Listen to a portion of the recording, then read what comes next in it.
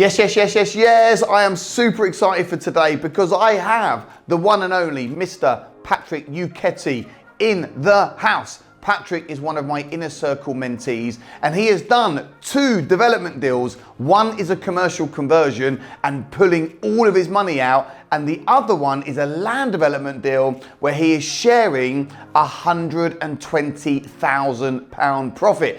And in this interview, we're going to do a deep dive sharing all of the tips, tricks and secrets so you can do this too. Now, if you are new to my channel, make sure you smash the subscribe button, hit the like button for me, leave me a comment below, and ensure that you stay tuned for more of my videos. So Patrick, yes. Oh my goodness, well done. Thanks for coming down today. Oh, my pleasure. Thank you. I've not seen you for a while actually. Yes. Obviously, I've been seeing your journey online. Yes. So when did you meet Assets for Life, me, Jay and the team? I think it was around June 2020. 2020. When COVID. Wow. Yeah. First, COVID. We were just into the lockdown, I think. Wow. So you know, coming up a couple of years now. Yes. And a lot has happened. So just take us back, you know, before you joined Assets for Life and started doing your own developments. Tell us a little bit about Patrick. What were you doing before? What was working well? You know, what position you was in? What, you know, really, why did you decide that you wanted to get into property development? So I'm a QS by trade. So I used to work for a main contractor, mainly for residential construction. When COVID hit, I was put on furlough. So that kind of pushed me to think, where should I be going now with my career? And I've always wanted to do my own thing. So with my experience in construction, I said, why don't I start my own? Yeah. But I didn't, of course, when you're working for a main contractor, then going on for your own, you're not always going to work. You have to change, get all the tools, hence AFL came through. I followed a few of your videos for about 6 months before that. Okay, wow. Yeah. He was one of my stalkers then. So then COVID put us together. Yeah. At first I was a bit apprehensive, and I'd speak to you and Jay, because I was parting a lot of money, and I'm like, is this the right idea? Then I was like, okay, I gotta do this. You just got to in for a penny, in for a pound. Yeah, exactly. And it's great. Obviously, you're a really smart guy. Yeah. You've worked in construction all of your career. Yeah. You've gone probably through the traditional educational route, Yes. you know, schooling, A-levels, university, Yes. to find yourself in a great career, earning decent money, but maybe not fulfilling your dreams. Exactly. You know, and I know you've got a young family. And, you know, working many hours, and I know lots of people tuning in, they've got, you know, good money, they work a lot of hours, but they're still feeling slightly unfulfilled and wanting something more, wanting something better. So you've done the right thing, coming to AFL, you know, you invested in our training and mentoring, and how's that been for you anyway over the last couple of years? No, it's been fantastic. Obviously you got the academy, content going through that. A lot of things that I didn't even really think about before, because I was just thinking, okay, I'm just going to start doing property because I know people.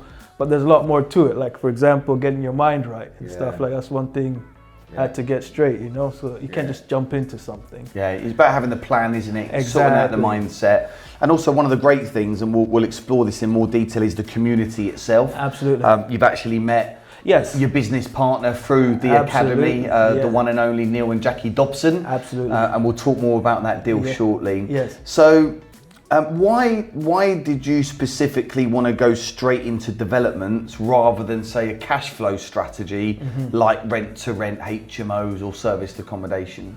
I just want to get the bigger deals.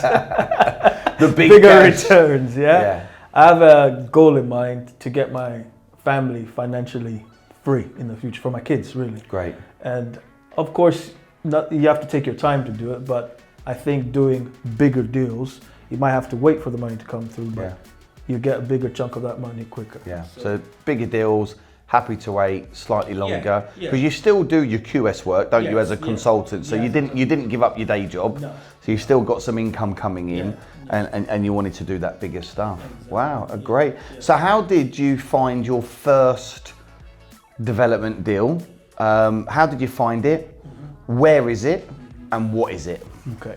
I found it through Neil and Jackie, as you mentioned, the Dobson and Partners, and that's without AFL I wouldn't have met them, and I wouldn't have gotten this deal. So that was a commercial conversion. Got a restaurant that had planning for 2 flats, but then I saw an opportunity because I had a roof terrace at the back where I could actually do an extension, 2 floors, and make a duplex and get 4 flats out of it. Wow, so, nice. Yes, so went back to planning, got the planning for 4 flats, and hence that's what we've been doing for. Like, it's been a challenge. Oh, of course. A bit of a challenge, but all going well. We should be able to get our money out once we do the refinancing on that. Okay, great. And I've already got some agents finding tenants for us. So you're going to keep those 4 flats? Exactly. Brilliant. So my main strategy is I think I want to keep the right to generate income. I want to replace my income from surveying with property. Great. So just so everyone tuning in, you bought a commercial unit, got planning for floor flats, following the 3-step process: buy, refurbish, refinance, and then you're expecting on that refinance to pull out all of the initial investment capital. Correct. Wow, great. So it's going to basically be 4 flats for free, yeah? When you signed, the day that you signed the contract, the day that you picked up the keys for that unit, how did that make you feel? I was very happy.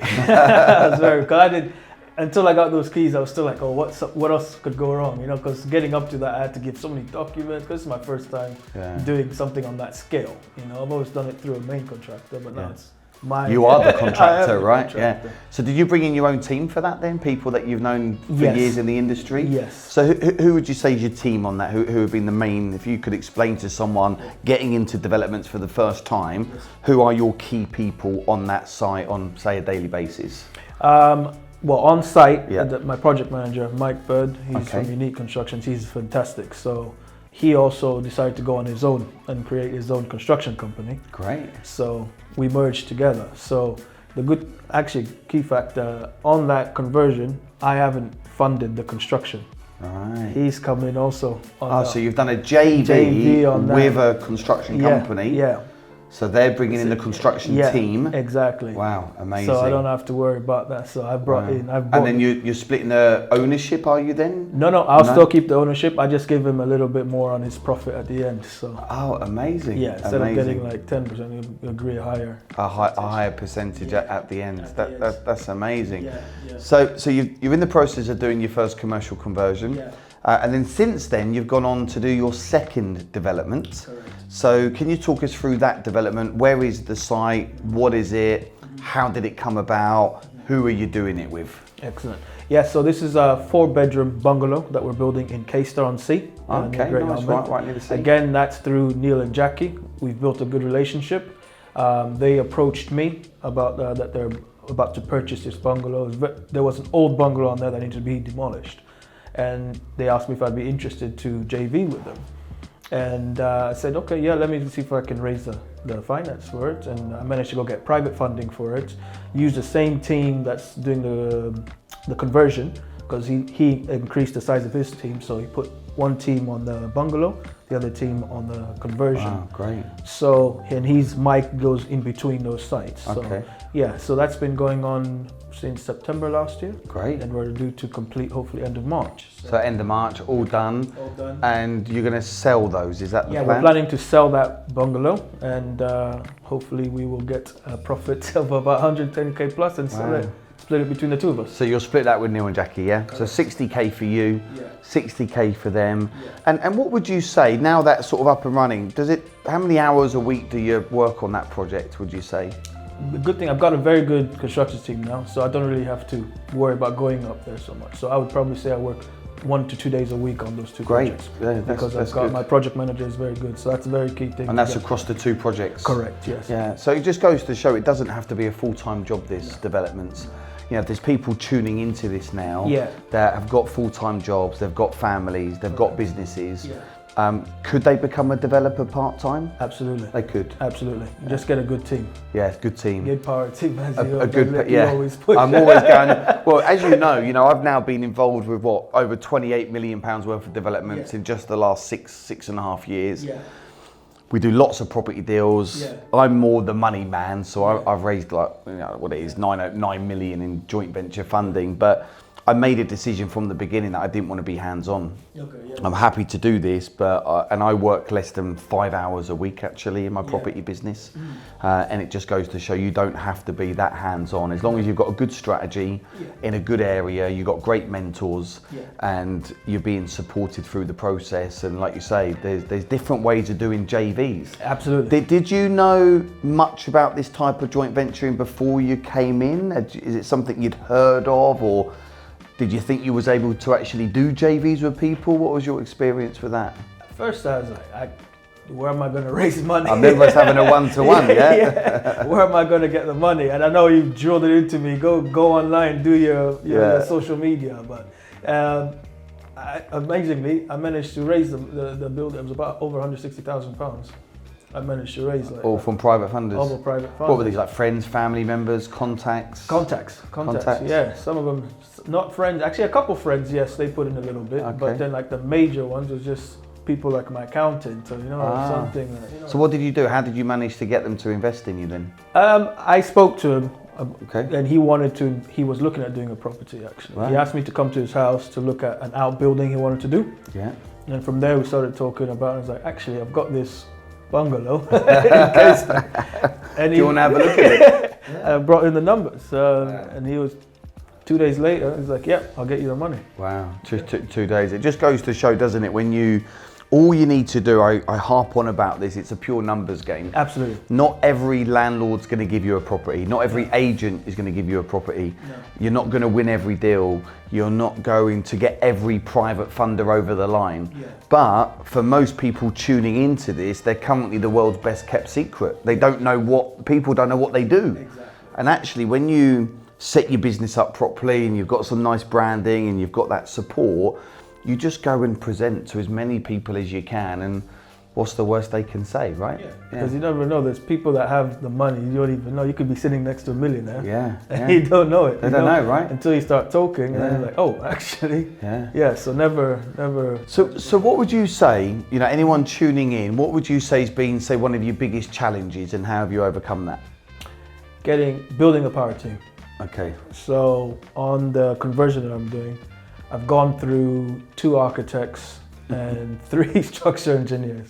It's just getting the right people to start, and it's cost quite a bit of money, obviously, as architects' fees and structural engineers. And if they get it wrong, they want paying still. Exactly. They still want paying. They still want paying. Yeah, and I think it's good not to sugarcoat it. Anyone wanting to get into developments, I call it risk versus reward. Exactly. And a lot of people want the reward, but they're not willing to take the risk. Absolutely. And if you do it right, property can be very forgiving. So even if you do get a bad architect or a bad engineer, there's normally enough margin in it that you can still come out with a great profit margin or refinance all your money out.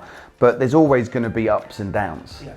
But nothing that can't be fixed if you're working on it daily, right? No, you have to have the mind to find a solution. In construction, you always have to find a solution. You're going to have the problem, so you have to overcome it. You can't just sit there and cry about it. It has to be solved. So anytime we have had a problem, we've had a lot of challenges, but we've overcome them. It's made us stronger now. So great. Yeah. And where do you see your future going now as a developer? What's next on horizon for Patrick? More JVs. More JVs. Eventually doing my own development. Like maybe 10 houses. Something a bit bigger. Exactly. Yeah. Exactly. And then doing a lot more buy-to-lets just to start generating. I just want to be able to replace my income straight with property, where I just still do my QS stuff, but there's money coming in every month from property. Yeah. So if you didn't want to do a QS contract, you could say, I'm okay. Yeah. You've got your bills covered. Yes. And certainly if you're doing development, let's say you do a 10-unit development, and let's say you are able to keep all those,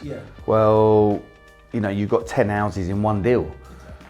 Where if you go and buy traditional buy-to-lets, don't get me wrong, I still do that, but it can be a bit slower, takes you longer.